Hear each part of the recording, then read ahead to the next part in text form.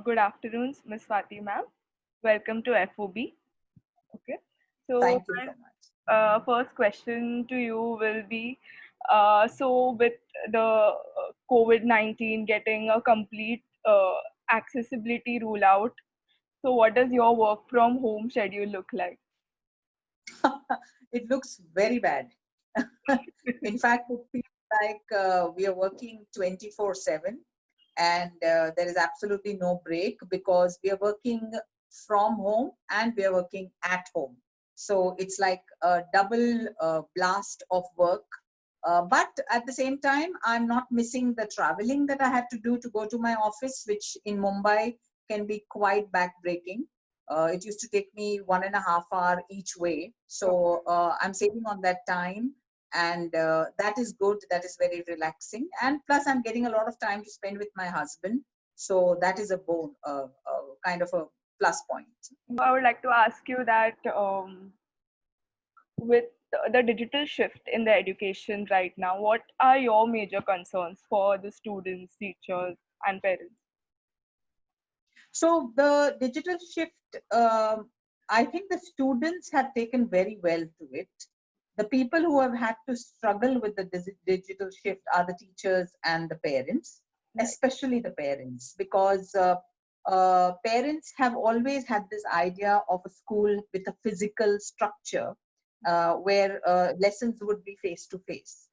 Teachers, of course, had started using a lot of technology in the classrooms, but they also felt in the initial period a lot of struggle that how do I communicate to somebody only through a screen, because they're so used to the physical environment.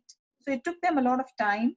Also during lockdown, the lockdown materials were not available for the teachers to use in their lessons as they would be available in a school environment. So I think when it comes to teachers, they've done a very good job of searching out apps that help them enhance their teaching experience so that it's not just them on the screen all the time, and they are able to use, there is an app called Screencastify, which helps you use a PowerPoint, it helps you use a video with your face still being there. So teachers have adapted slowly and steadily to this new change.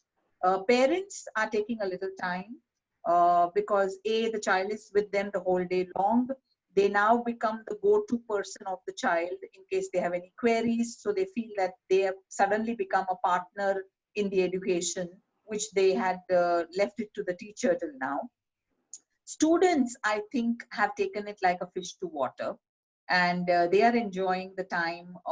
And they somewhere, I also feel they are somewhere celebrating because right now they are at a plus point when it comes to the classroom. The teacher is still struggling with a lot of things, and they have kind of adjusted to it. My worry is always on two things. Number one, that students should learn how to navigate safely when they are using online. There are cyber bullies, there is a lot of cyber porn that happens, which comes out as pop-ups. So it's very important for the older children to learn to navigate their digital experience safely, just like they navigate roads or traffic, and they learn about safety there. Similarly, this is a virtual world where they'll have to learn to navigate safely with all these things. And for the very young children who are right now not the decision makers, it's very important that their parents balance out essential screen time from non-essential screen time. Because a lot of parents have been rejecting online learning for the young children, saying that they won't benefit from it. But then the same children are watching a lot of television content, which is actually not beneficial for them. So I would say this, my worry is that. And my second worry is, of course, for the special needs children, because children who have individualized needs, their needs have to be kept in mind even in the online format. And otherwise, I feel everybody will adjust to it very soon. And of course, we will soon be back to our physical structure. I think it will still stay when we go back to physical structure. This is going to become the new normal of hybrid learning. Yes, definitely. So, like how you mentioned that the teachers and the parents have to adopt and adapt to the digital shift. So, Yes. how often do you communicate with them to, tell them about things they should learn and how they should adapt? I have made a lot of videos which I have sent out to parents to help them understand the importance of online. As the president of the Early Childhood Association for Teachers, we've done a lot of webinars. That's our best way to communicate ideas, what to do, what not to do, the do's and don'ts. And to my own teachers in my group of schools, which is Podar Jumbo Kids, I was just today, in fact, drafting a circular for them because at every stage you understand that a teacher is feeling overwhelmed, that there is no end to it. Will I ever go back to my original work? Some of them feel helpless. So I was just drafting a circular which will go out to them and help them understand that we are there. We are there to support them. We are there to ensure that if they feel like taking a step back, somebody else can come into their place and help them out during that phase. Because teachers are also struggling with a lot of sickness in their homes. So they feel that it's not like a physical school where I can take a leave today. So we're giving them that support also. So, as the e-classes are they are putting a little of bit of a restriction for overall development of children, because it's more Yes, of yes, a one-way street. Like, like you cannot catch hold of every student whether they are paying attention completely. So, what would you like absolutely. to tell the students to maintain their overall development as well as concentrate in the e-learning classes? So most importantly, many people, both the parents, children, and teachers, focused on online learning as academic. And it's very important for these children to understand that in this lockdown, what is very important that they don't lose their connect with their social and emotional skills. Feeling overwhelmed, feeling fatigued is very much an important part of this pandemic, and it's very common. Many of the children could be going through these signs, and it's very important that they are aware of it as older children, that I am feeling fatigued today and I am feeling overwhelmed because their homework is on a screen, their classwork is on a screen, their social networking is on a screen. So it does have its strain on the eyes, they get headaches, etc. So it's very, very important that they don't lose touch on that health aspect. Very important that they also understand that they should keep socially in touch, not to use social media only for likes and uploads, but actually have a connect with some few close friends whom you can talk to on a daily basis, because it gives you a break from the monotony.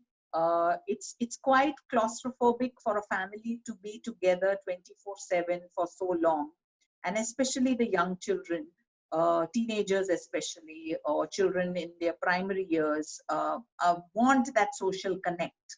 So it's important that they stay connected to their friends. And third, and the most important, that they don't lose touch with the physical development, because physical exercise is something again that they are losing out on. And it's important that I would suggest yoga for all age groups, because it helps them maintain their emotional development also, and helps them understand things like breathing, things like calming down, things like mindfulness, which are so much more important. And they also help out in home chores, because this is a time where if you develop yourself and your self-help skills, it's going to help you later when you study on your own, or you shift out or to in a college, or go abroad. All these are skills that are going to come to help you, and this is the right time to practice those skills. So, I would like to know that you know about the school fee hike crisis. Yes, So, what yes. would you like to tell me your thoughts about that? I think it's very important that parents of any age group need to understand that fees are for education. And if education is ongoing, then there should not be any problem in paying the fee. If you are paying the fee for a swimming pool or for a sports, etc., then that is fine if that is not paid. But education, if it is ongoing, uh, needs to be supported. because education is the right of every child. And ultimately, at the end of the day, every parent wants to educate their children and invest in their future.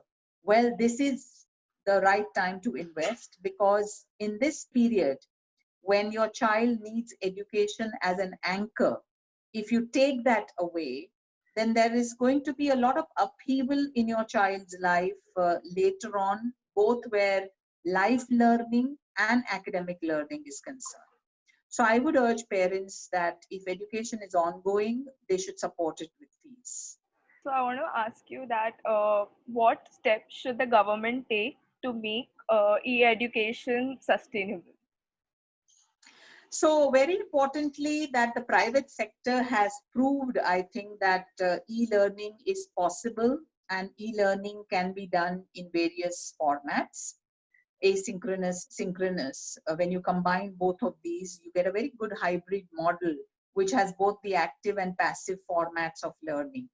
Where the government needs to work more is to make it accessible for every child in this country, from whatever background, whatever state, whatever financial structure the child comes from.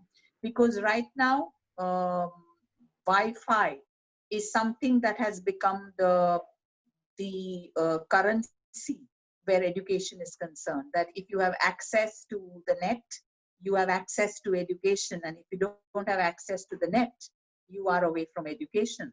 So it is very important to understand that this digital currency needs to be available for all children in India, and that can be possible if, like many governments, have invested in a television channel for each age group, which is constant and ongoing, even with in the non-pandemic times. I think this is the right time for the government, and I think NCRT is working towards that. And of course, access to Wi-Fi is something that the government needs to work on, because smartphones are available today in every household. It's only the access to the Wi-Fi that becomes an issue. So as I said, in the pandemic, we've learned about a new currency, which is the digital currency. And that is something that the government should make available for all children. Oh, great.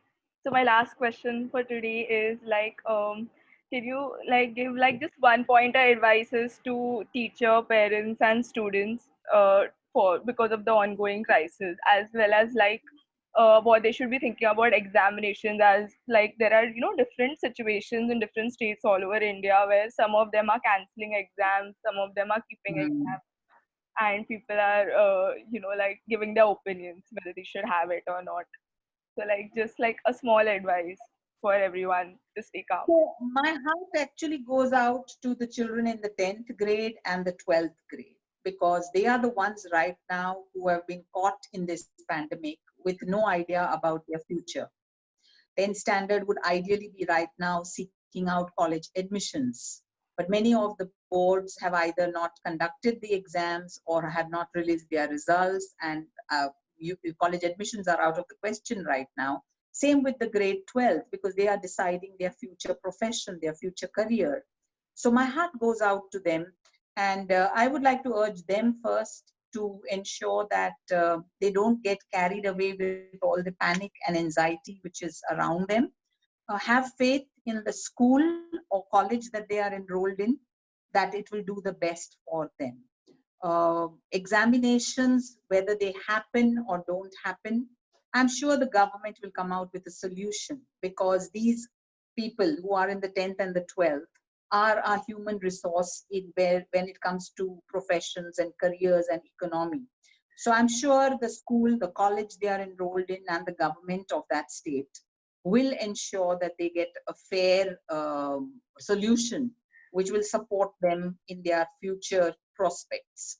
When it comes to the other children, I think the government is also mandating that it will, I think NCRT has already said cut down 30% of the curriculum and reduce it.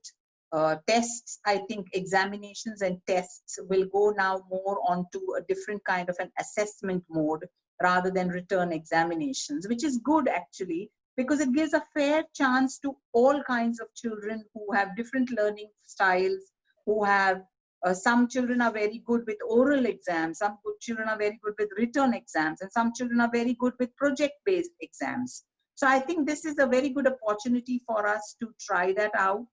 So my advice to students is don't get too worried about exams and marks, etc. Right now, what's important is that you hold on to your health, your mental health, your physical health, because once the pandemic is over and physical world opens up, it's your health that's going to help you explore other avenues where it comes to your career and your profession. When it comes to parents, I would say the same thing. Please get off any WhatsApp group that you are a member of, which is panicking you or sending you those fake forwards and making you believe that this is the end of the world where it comes to your child's education or your child's career. You don't need to be part of those negative groups because the world has not come to an end. Life is still going to go on. Maybe it will go on in a different way, but life will go on.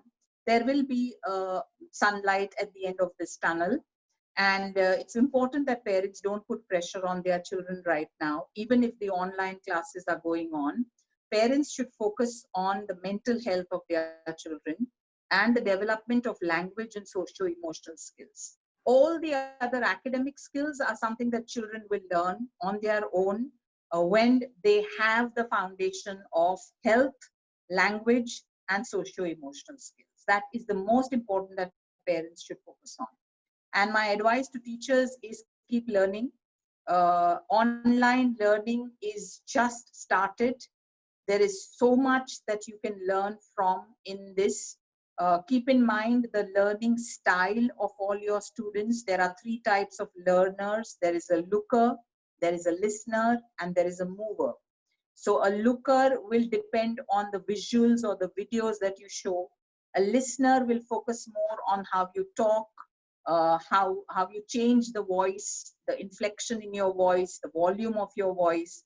And the movers may not sit in front of the screen all the time, but they are listening to you. So it is very, very important that instead of spending the whole class trying to bring discipline and making children mute and unmute, it's important that you focus on your content, make it interactive, give them hands-on projects that they can do with what's available at home. And keep in mind that STEAM is something that you should be using, that science, technology, engineering, arts, and maths in your lesson planning so that it doesn't become boring and you are taking care of all the learning needs of the children, and it will help you keep them engaged, because right now what's more important is that you engage with the students and not scare them with tests and exams and academic goals, etc. Because what we are going through is something that the world is going through for the first time. There was the Spanish flu 100 years back, and education had stopped completely for 2 years for children at that time. This is, I think, worse than the Spanish flu because it is something that is happening simultaneously around the world. And thankfully, we have our digital currency, which is keeping us afloat and sane during this time. And that is something that teachers must appreciate and make the parents and children appreciate that so that everybody's mental health is upheld. Other than that, I feel education is the only thing that we should be investing in during this time, because it's education that will take us through, and it's education that will become our beacon of success at the end of this pandemic. Thank you so much, ma'am. It was wonderful talking to you. Thank you, Trishala, for such wonderful questions. Thank you. I hope all the parents, teachers, and students, they get learn from your thoughts and I they wish so too. they Thank you. use it in their daily life right now.